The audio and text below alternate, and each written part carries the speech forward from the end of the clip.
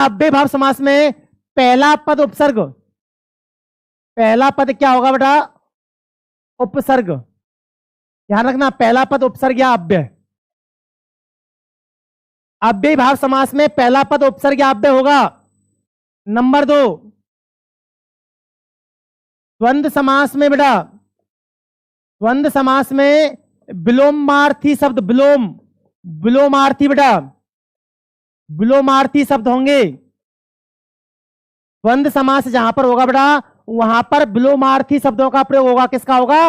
विलोमार्थी। माता का पिता, सुख का दुख, रात का दिन, साग का पात, साग पात, है ना, ऐसे। तीसरा द्विगु समास बेटा, द्विगु समास में आपका, द्विगु समास में प्यारे बच्चे पहला पद संख्यावाची भाई, संख्यावाची। पहला पद क्या होगा बेटा? पहला पद जो होगा वो संख्यावाची होगा माय डियर। द्विगु समास में पहला पद आपका संख्यावाची होगा। बात करता हूं बेटा आपका, मैं बात करता हूं चौथा तत्पुरुष समास।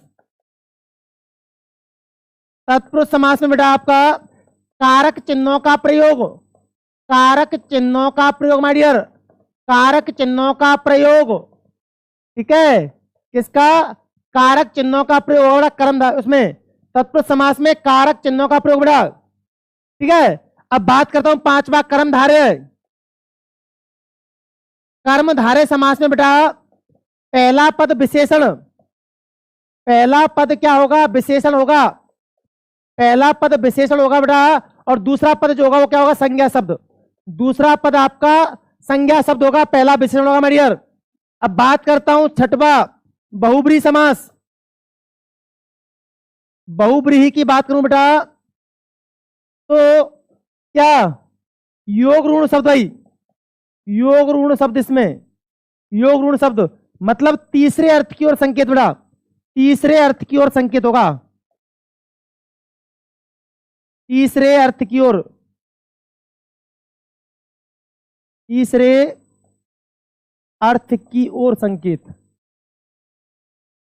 तीसरे अर्थ की ओर संकेत। लो बेटा ट्रिक लिखा दी मैंने आपको, ट्रिक लिखा दी बेटा। आनंद मठ में